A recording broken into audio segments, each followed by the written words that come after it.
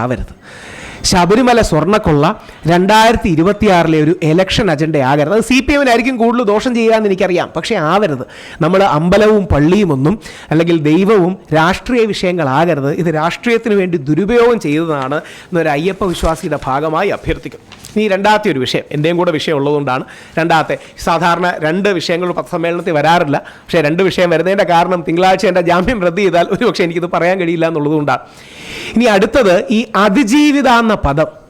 ദൈവത്തെ ഓർത്ത് നിങ്ങൾ ശ്രദ്ധിക്കണം. ഇന്നലെ കൂടി ഹൈക്കോടതിയുടെ ഒബ്സർവേഷൻ ഉണ്ട്. ആദ്യത്തെ പരാതിയിൽ പരസ്പര സമ്മതപ്രകാരമാണ് ബന്ധം ഉണ്ടായത്. നിങ്ങളെല്ലാം കേട്ട് കാണൂല്ലേ? ഇത് സെഷൻസ് കോടതിയുടെ വിധിന്യായത്തിൻ്റെ, നസീറ മാഡത്തിൻ്റെ വിധിന്യായത്തിൻ്റെ ഭാഗമായിട്ട് എഴുതി വെച്ചിട്ടുണ്ട്. പരസ്പര സമ്മതത്തോടു കൂടിയാണ് ഇതുണ്ടായത്. ഇപ്പോൾ ഇതിനെ റേപ്പെന്ന് വിളിക്കാൻ അല്ലെങ്കിൽ പീഡനമെന്ന് വിളിക്കാൻ കഴിയുന്ന ഒരു മെറ്റീരിയലും ഇല്ല എന്ന് ബഹുമാനപ്പെട്ട കോടതിയുടെ വിധിന്യായത്തിലും ഇന്നലെ ഹൈക്കോടതിയുടെ ഒബ്സർവേഷനിലും വന്നിട്ടുണ്ട്. പിന്നെ എങ്ങനെയാണ് ആദ്യ പരാതിയോ രണ്ടാമത്തെ പരാതിയോ ഒക്കെ അതിജീവിതയാകുക? എന്ത് അതിജീവിച്ചു എന്നാ പറയണേ? അതായത് ഓൾറെഡി പീഡനം നടന്നിട്ടില്ല എങ്കിൽ പിന്നെ എന്താണ് ഇവർ അതിജീവിച്ചത്? പിന്നെ എങ്ങനെയാണ് ഇവർ അതിജീവിതയാകുക? അതിജീവിതമാർക്കും ഇരകൾക്കും നൽകുന്ന സംരക്ഷണം ഇവർക്ക് എങ്ങനെയാണ് കൊടുക്കാൻ പറ്റുക? പേര് പറയണമെന്ന് ഞാൻ പറയുന്നില്ല, ഞാനും പേര് പറയില്ല, സംശയമൊന്നുമില്ല. പേര് പറഞ്ഞു എന്ന് കള്ളം പറഞ്ഞ് എന്നെ അറസ്റ്റ് ചെയ്ത് 16 ദിവസം ജയിലിലിട്ടതാണ്. പേര് പറഞ്ഞു എന്നും ഫോട്ടോ ഇട്ടു എന്നും പറഞ്ഞ് കള്ളം പറഞ്ഞ് എന്നെ അറസ്റ്റ് ചെയ്തതാണ്. നിങ്ങൾ അറിയേണ്ട കാര്യം കൂടിയുണ്ട്. ഞാനൊരു AI ജനറേറ്റഡ് വെറും ഒരു പെൺകുട്ടിയുടെ ഫോട്ടോ ആണ് ഇട്ടത്. അപ്പം പോലീസുകാർ എന്നോട് പറഞ്ഞു ഞങ്ങൾക്ക് അന്വേഷണം നടത്തണം.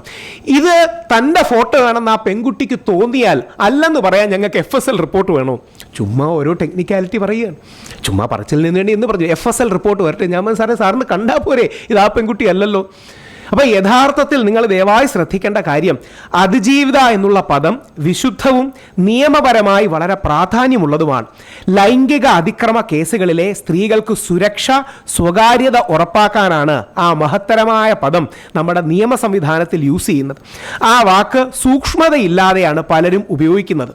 ഉദാഹരണം, രാഹുൽ മാങ്കൂട്ടത്തിലിൻ്റെ കേസിൽ സെഷൻസ് കോടതിയുടെ വിധിയിലും, ഓർക്കുക ഒബ്സർവേഷൻ അല്ല വിധിന്യായത്തിൻ്റെ ഭാഗമായിട്ടും ഹൈക്കോടതിയുടെ നിരീക്ഷണത്തിലും പരസ്പര സമ്മതത്തോടെയാണ് ഒരു പരാതിയിൽ ബന്ധം നടന്നിരിക്കുന്നത്.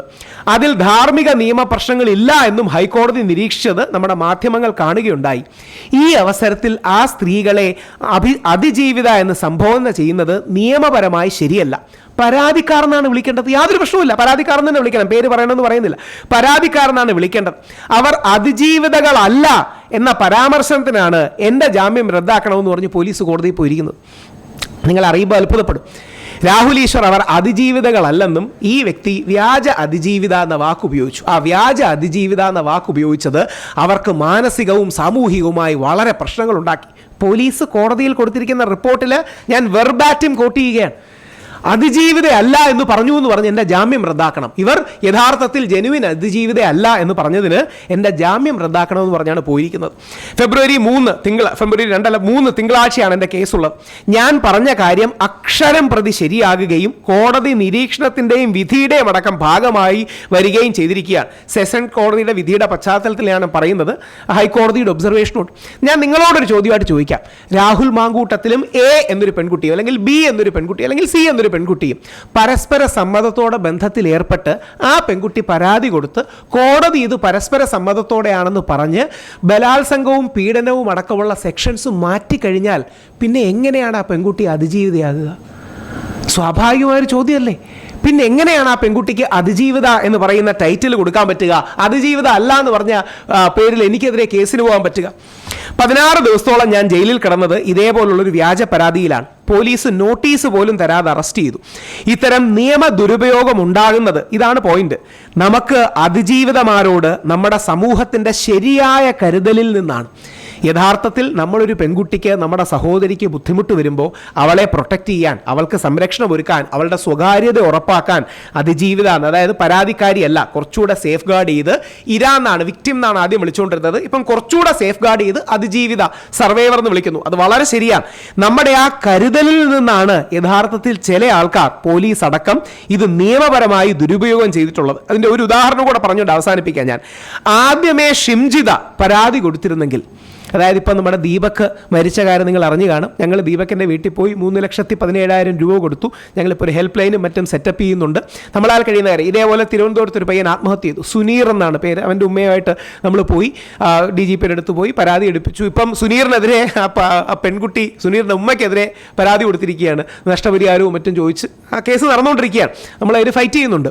പക്ഷേ യഥാർത്ഥത്തിൽ ഒരു നിമിഷം നിങ്ങൾ ആലോചിച്ച് നോക്കുക. ഷിംജിത ആ ദിവസം പോലീസിൽ പരാതി കൊടുത്തിരുന്നെങ്കിൽ ഷിംജിത അതിജീവിതയും ദീപക് പീഡനകനുമായി ദീപക് ജയിലിൽ കിടക്കുമായിരുന്നു. ആ ജയിലിൽ കിടക്കാനുള്ള പേടി കാരണം കൂടി കൊണ്ടാണ് ദീപക് ആത്മഹത്യ ചെയ്തത്. ഷിംജിതയ്ക്ക് മാത്രമല്ല, നിങ്ങൾക്കും എനിക്കും നമ്മുടെ സമൂഹത്തിനും കൂടി ഉത്തരവാദിത്വമുണ്ട്. യഥാർത്ഥത്തിൽ അവന് എവിടെന്നെങ്കിലും രക്ഷ കിട്ടുമെന്ന് തോന്നിയിരുന്നെങ്കിൽ 7 വീഡിയോ ഷിംജിത എടുത്തു. ഓർക്കണം, അപ്പോൾ എത്ര ആംഗിളിൽ നിന്ന് എടുക്കുന്നു എന്ന് ഓർക്കണം.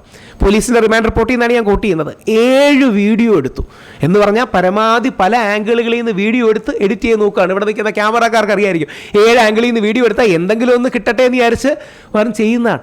അപ്പോൾ ഈ പെൺകുട്ടി വെറുതെ ഇറങ്ങിയിട്ടൊരു പരാതി കൊടുത്തിരുന്നെങ്കിൽ ഇന്ന് ഷിംജിത എന്ന് പറയുന്ന കുട്ടി അതിജീവിതയും ദീപക് വേട്ടക്കാരനുമായിട്ട് ജയിലിൽ കിടക്കുമായിരുന്നു. ആ വേട്ടക്കാരനാകായി ബ്രാൻഡ് ചെയ്യപ്പെടാൻ വയ്യാഞ്ഞിട്ട് കൂടെയാണ് ദീപക് ആത്മഹത്യ ചെയ്തത്. അത്രമാത്രം ഈസിയായി ഒരു പെൺകുട്ടിക്ക് പരാതി കൊടുത്ത് അതിജീവിത എന്ന ലേബൽ സ്വീകരിക്കാൻ കഴിയുന്ന അവസ്ഥയാണ്. അവിടെയാണ് പറഞ്ഞ് അവസാനിപ്പിക്കുമ്പോൾ അതിജീവിത എന്ന ലേബൽ എന്ന മഹത്തരമായ പദം വളരെ സൂക്ഷ്മമായി മാത്രമേ ഉപയോഗിക്കാവൂ എന്ന് അഭ്യർത്ഥിക്കുകയാണ്. ആദ്യമേ ഷിംജിത പരാതി കൊടുത്തിരുന്നെങ്കിൽ ദീപക് ജയിലിലും ഷിംജിത അതിജീവിതയുമായി വെളിയിൽ ഉണ്ടാകുകയും ചെയ്യുവാൻ. അത്രമാത്രം ഈസിയായി ദുരുപയോഗം ചെയ്യാൻ കഴിയുന്നതാണ്. യഥാർത്ഥ അതിജീവിതമാരെ സംരക്ഷിക്കാനുള്ള ഈ നിയമം ദുരുപയോഗം ചെയ്യപ്പെടുന്നുണ്ട്. ഈ വിഷയത്തിൽ അവധാനത വേണം, സൂക്ഷ്മത വേണം എന്ന് അഭ്യർത്ഥിക്കുന്നു. എൻ്റെ അടക്കം പരാതികളിൽ മുഖ്യധാരാ ചാനലുകൾ അതിജീവിതയെ അധിക്ഷേപിച്ചു എന്നൊക്കെ പറഞ്ഞാണ് വാർത്ത കൊടുക്കുന്നത്. ഏത് അതിജീവിതയെ അധിക്ഷേപിച്ചു, എന്ത് അധിക്ഷേപിച്ചു? അങ്ങനൊന്നുമില്ല, അതിജീവിതയെ അധിക്ഷേപിച്ചു. ഈ വിഷയത്തിൻ്റെ ഗൗരവം ദയവായി മനസ്സിലാക്കണമെന്ന് അഭ്യർത്ഥിച്ചുകൊണ്ട് അവസാനിപ്പിക്കുകയാണ്. ഒരു കാര്യം കൂടെ പറഞ്ഞു. ഇന്നലെ ചില മാധ്യമങ്ങളെങ്കിലും കണ്ടാണ്, ഞാൻ ഇന്ന് രാവിലെയാണ് കണ്ടത്. ഒരു പോക്സോ കേസിൽ 2 കുട്ടികൾക്കെതിരെ ആരോപണമെന്ന വ്യക്തിയെ കോടതി അദ്ദേഹത്തിൻ്റെ സ്വന്തം ജാമ്യത്തിൽ വിട്ടു തുടങ്ങിയ വാർത്തകൾ നിങ്ങൾ കണ്ടു കാണും. അത്രമാത്രം കോടതി കൺവിൻസ്ഡായി കാണും. എനിക്കറിയില്ല ഡീറ്റെയിൽസ്. അത് വ്യാജ പരാതിയാണെന്ന്. അതായത് ഇപ്പോൾ ആൾക്കാർക്ക് എന്താ പ്രശ്നം എന്നറിയോ? റിമാൻഡിൽ വിട്ടില്ല എന്നുള്ളതിനാണ് ആൾക്കാർക്ക് ദേഷ്യം. എന്ന് പറഞ്ഞാൽ 2 ആഴ്ച അവൻ ജയിലിൽ കിടക്കണം. 2 ആഴ്ച ജയിലിൽ കിടക്കുമ്പോൾ അവൻ്റെ ഫോട്ടോ എല്ലാം നമുക്ക് കാര്യമായിട്ട് കൊടുക്കണം. അവൻ്റെ വീട്ടുകാരെ നാണം കിടത്തണം. അവൻ്റെ ജോലി നഷ്ടപ്പെടണം. അവൻ എന്തെങ്കിലും റവന്യൂ ഉണ്ടെങ്കിൽ ഇല്ലാതാകണം. അവൻ ജീവിതകാലം മുഴുവൻ റേപ്പിസ്റ്റായി മാറണം. ആ രീതിയിൽ ഈസിയായി പോകണം. കോടതി അത്രമാത്രം കൺവിൻസ്ഡ് ആയതുകൊണ്ടായിരിക്കില്ല, എനിക്കറിയില്ല. കേസിൻ്റെ ഞാൻ വിധിയൊക്കെ നോക്കിയിരുന്നു, കിട്ടിയില്ല. അപ്പോൾ കുറച്ച് പേരെ ജയിലിലിടണം. എനിക്ക് നിങ്ങളോടുള്ള അഭ്യർത്ഥന, ഞങ്ങൾ അതിനുവേണ്ടിയാണ് ഫൈറ്റ് ചെയ്യുന്നത്. കോടതി വഴി ഫൈറ്റ് ചെയ്യുന്നത്, പുരുഷ കമ്മീഷൻ വഴി ഫൈറ്റ് ചെയ്യുന്നത് അതാണ്. ദയവായി കോടതി പ്രഥമ ദൃഷ്ട്യാ കേസ് നിൽക്കുമെന്ന് പറയുന്നത് വരെ ആ ആണിൻ്റെ ഫോട്ടോയും പേരും ഇടരുത്. മാധ്യമങ്ങൾക്ക് കാണിക്കാൻ കഴിയുന്ന ഒരു ആത്മനിയന്ത്രണമാണ് പ്രഥമ ദൃഷ്ട്യാ. വിധിയൊന്നും വരണ്ട, വിധിയൊക്കെ ഓരോ വർഷങ്ങളെടുക്കും.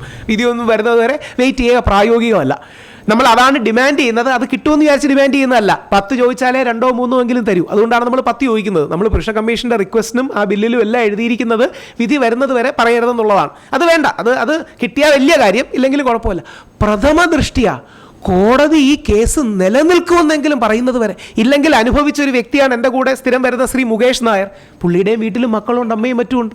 മുകേഷ് നായരെ ഒരു പരിപാടിക്ക് വിളിച്ചതിന് ആ സ്കൂളിൻ്റെ പ്രിൻസിപ്പലിനെതിരെ വിദ്യാഭ്യാസ മന്ത്രി നടപടിയെടുത്തു. എന്തുകൊണ്ടാണ്? മുകേഷ് നായർ പോക്സോ കേസിൽ പ്രതിയാണ്. അല്ല, കോടതി ആ പോക്സോ കേസ് തന്നെ റദ്ദാക്കി. കോടതിയും പോലീസും ആ റിപ്പോർട്ട്. ഇവനൊരു, അതായത് ശ്രീ മുകേഷ് ഒരു ആൽബത്തിൽ അഭിനയിക്കാൻ പോയതാണ്. നമ്മുടെ തന്നെ പേര് പറയുന്നില്ല, ഒരു പ്രമുഖ ചാനലിൻ്റെ തലപ്പത്തിരുന്ന എൻ്റെ സീനിയർ ആയിരുന്ന ഒരു മനുഷ്യൻ, എനിക്ക് ഭയങ്കര ഇഷ്ടവും എതിരഭിപ്രായമാണ് എനിക്കുള്ളത്, നിലപാടുകൾ വൈസ്. അദ്ദേഹത്തിനെതിരെ പോക്സോ വന്നു. ഇതും കൂടെ പറഞ്ഞ് അവസാനിപ്പിക്കുക. ഇന്ത്യയിൽ, കേരളത്തിൽ മാത്രമേ ഈ രീതിയിൽ ഈ പരിപാടി നടക്കുന്നുള്ളൂ.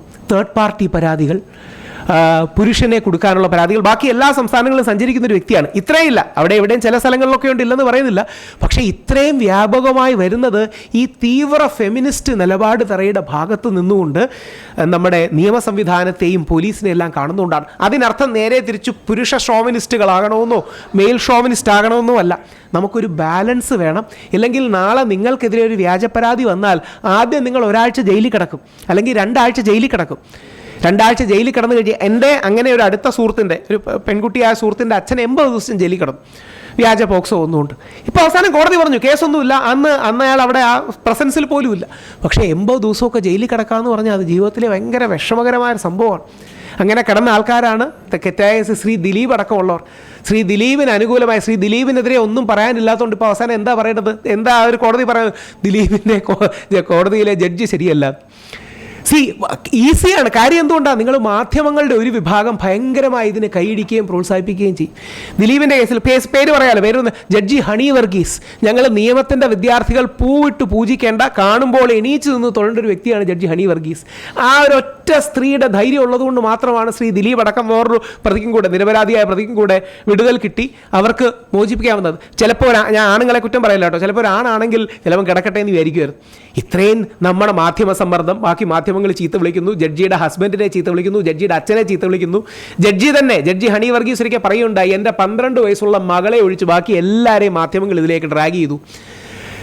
എന്തുകൊണ്ടാണ്? പുരുഷന് നീതി കൊടുക്കുന്നതിന് ഇവിടെ കയ്യടിയില്ല, പുരുഷനെ വേട്ടയാടുന്നതിനാണ് കയ്യടി. അപ്പോൾ ആ പുരുഷ വേട്ടയാകരുതെന്ന് കൂടി അഭ്യർത്ഥിച്ചുകൊണ്ട് 1-2 ചോദ്യങ്ങളുണ്ടെങ്കിൽ എടുത്ത് നമുക്ക് നിർത്താം. അതിലെന്തുകൊണ്ടാണ് മാധ്യമങ്ങളോട് പറയുന്നതെന്നും പറഞ്ഞാൽ, ഞാൻ രാഷ്ട്രീയക്കാരെ നേരിട്ട് കണ്ടിട്ടുള്ളതുകൊണ്ടാണ്. 11 മാസമായി, കഴിഞ്ഞ ഫെബ്രുവരി മുതൽ പുരുഷ കമ്മീഷൻ ബിൽ നിയമസഭയിൽ ഇരിക്കുകയാണ്. എന്തുകൊണ്ടാണ് അവതരിപ്പിക്കാത്തത്? എന്നോട് നേരിട്ട്, ആൾക്കാരുടെ പേര് പറയാൻ പറ്റാത്ത അത്രയും വലിയ ആൾക്കാരുണ്ട് പറഞ്ഞത്. അതെ, ഈ മീഡിയക്കാരൊക്കെ നമ്മൾ പിന്നെ സ്ത്രീ വിരോധികളാണെന്നൊക്കെ പറയും. ആ സ്ത്രീപക്ഷ വോട്ടെന്ന് പറയുന്നത് വലിയൊരു വോട്ടാണ്. സ്ത്രീ വിഷയങ്ങളിൽ കിട്ടുന്നൊരു വോട്ടെന്ന് പറഞ്ഞാൽ അതൊരു വലിയ വോട്ടാണ്. അപ്പോൾ നിയമസഭയുടെ പരിഗണനയിലിരിക്കുകയാണ്. നിയമസഭ സ്വന്തം ചെലവിൽ പ്രിന്റ് ചെയ്തെടുത്ത് 140 MLA-മാർക്കും കൊടുത്ത് സ്പീക്കർ അനുമതി നൽകി ഡേറ്റ് ഫിക്സ് ചെയ്ത് സ്വകാര്യ ബിൽ അവതരിപ്പിക്കാൻ എൽദോസ് കുന്നപ്പള്ളിക്ക് പെർമിഷൻ കൊടുത്തിട്ട് 11 മാസം, കഴിഞ്ഞ ഫെബ്രുവരി അവസാനം, കഴിഞ്ഞ ഫെബ്രുവരി മാർച്ച് അവസാനം, ഇപ്പോഴും ആരും എടുക്കാതിരിക്കുന്നതിൻ്റെ റീസൺ, നമ്മളിത് എടുത്തു കഴിഞ്ഞാൽ മാധ്യമങ്ങൾ നമ്മളെ സ്ത്രീ വിരോധികളായി ചിത്രീകരിക്കും, സ്ത്രീപക്ഷ വോട്ടുകൾ നമുക്ക് പോവും, നമ്മളെല്ലാം പീഡകരാണെന്ന് പറയും, അല്ലെങ്കിൽ പീഡകരോടൊപ്പമാണെന്ന് പറയും. ഇതല്ലാതെ വേറെ ഒരു കാര്യമില്ല. ഇത് എല്ലാവർക്കും ഉണ്ട് കേട്ടോ, അവിടെയും കൂടെ നമ്മൾ മിസ് ചെയ്യരുത്. ഏതെങ്കിലും ഒരു പാർട്ടിയുടെ ഒന്നുമല്ല. നമ്മുടെ രാഹുൽ മാങ്കൂട്ടത്തിലാണ് മുകേഷ് ഏട്ടനെ, അല്ലെങ്കിൽ ശ്രീ മുകേഷിനെ ഗോവിന്ദച്ചാമി എന്നൊക്കെ വിളിച്ചത്. എന്താ? ഒന്നുമില്ല, ഞാനങ്ങനെ പറയുമ്പോൾ ഒരു പഞ്ച് വേണമല്ലോ എന്ന് ആഗ്രഹം. അതായത് രാഹുൽ മാങ്കൂട്ടത്തിലും അവിടെ പോയി കൊല്ലത്ത് പോകുമ്പോൾ നല്ല പഞ്ച് ഡയലോഗ് എന്തെങ്കിലും വേണം, TV ചാനലിലടക്കം വാർത്ത പ്രധാനമായിട്ട് വരണം. ഗോവിന്ദച്ചാമിയെ പോലെയാണ് മുകേഷ്. ശ്രീ മുകേഷിനൊക്കെ എത്രമാത്രം വേദനയുണ്ടായെന്ന് എനിക്കറിയാം, അദ്ദേഹം ഞാനിവിടെ സംസാരിച്ചിട്ടുണ്ട്. ഗോവിന്ദച്ചാമി എന്ന് പറഞ്ഞാൽ ഒരു പെൺകുട്ടിയുടെ റേപ്പിനും മരണത്തിനും അടക്കം കാരണക്കാരനായ, കോടതി കുറ്റക്കാരനായി കണ്ട് ശിക്ഷിച്ചൊരു വ്യക്തിയാണ്. ശ്രീ മുകേഷിന് കോടതി അനുകൂലമായ പരാമർശങ്ങളുള്ള അദ്ദേഹത്തോടൊപ്പം 11 പേരെയും കൊടുക്കാൻ ഒരു സ്ത്രീ ശ്രമിച്ചു. ആ സ്ത്രീ പോക്സോ കേസിലടക്കം പിന്നീട് അറസ്റ്റിലായി, അത് മറ്റൊരു വിഷയം. ആ ശ്രീ മുകേഷിനെ ഈസിയായിട്ട് ഗോവിന്ദച്ചാമിയായിട്ട് കമ്പയർ ചെയ്യുമ്പോൾ അദ്ദേഹത്തിനും ഫാമിലിയും സർക്കിൾസും ഒക്കെ ഉണ്ടാവില്ല. ഞാൻ പറയുന്നത് ഇത് ഇനി പലരും ആൾക്കാർ പറയും രാഹുൽ മാങ്കൂട്ടത്തിനെ ഞാൻ ഭയങ്കരമായി ഡിഫെൻഡ് ചെയ്തു. എനിക്ക് രാഹുലുമായിട്ട് യാതൊരു ബന്ധവുമില്ലെന്ന് മാത്രമല്ല, ഞങ്ങൾ പലപ്പോഴും എതിർവശത്താണ്. പുള്ളി നെഹ്റുവിയൻ ലെഫ്റ്റാണ്, ഞാനൊരു ഗാന്ധിയൻ റൈറ്റാണ്. ഈ ഇതും കൂടെ നിങ്ങൾ അറിഞ്ഞിരിക്കാൻ, അതിൻ്റെ നിഷ്പക്ഷത മനസ്സിലാക്കാനാണ് പറയുന്നത്. രാഹുൽ മാങ്കൂട്ടത്തിലാണ് ഈ പുരുഷ കമ്മീഷൻ ബില്ല് വരുന്നതിനെ ഏറ്റവും എതിർത്തതും ശ്രീ VD സതീശനെ സ്വാധീനിച്ച് അത് തടഞ്ഞതും. എന്നോട് പറഞ്ഞത് വേറെ ആരുമല്ല, രാഹുൽ മാങ്കൂട്ടത്തിൽ നിന്നാണ് പറഞ്ഞത്. അതായത് എൽദോസ് കുന്നപ്പള്ളി ഈ സ്വകാര്യ ബില്ല് അവതരിപ്പിക്കാൻ പോയപ്പോൾ VD സതീശൻജി മറ്റേ നെഹ്റുവിയൻ ലെഫ്റ്റാണ്, രാഹുൽ മാങ്കൂട്ടത്തിൽ നെഹ്റുവിയൻ ലെഫ്റ്റാണ്, നമ്മുടെ പുരോഗമന സ്ത്രീപക്ഷ ചിന്തകൾക്കെതിരാണ് എന്ന് പറഞ്ഞ് രാഹുൽ മാങ്കൂട്ടത്തിലടക്കം ഇടപെട്ടാണ് ഈ പുരുഷ കമ്മീഷൻ ബില്ല് വേണ്ടെന്ന് പറഞ്ഞത്. എനിക്ക് വ്യക്തിപരമായ ബന്ധം ഉണ്ടായിട്ടല്ല, അല്ലെങ്കിൽ വാസു സാറിനെ എനിക്ക് വ്യക്തിപരമായ ബന്ധമായിട്ടല്ല, എന്നെ അറസ്റ്റ് ചെയ്യാൻ പോലീസിനെ വിളിച്ച ആളാണ്. എത്ര ദിവസമായി കിടക്കുന്നു, എന്തെങ്കിലും ഒരു നീതി വേണ്ടേ? എന്താ കാര്യം? ഒരു പേപ്പർ അവിടെ നിന്ന് ഇങ്ങോട്ട് വന്നു, ഇവിടെ നിന്ന് അപ്പുറത്തോട്ട് കൊടുത്തു. മനുഷ്യരല്ലേ, ഇത്രയും പ്രായമായവരല്ലേ?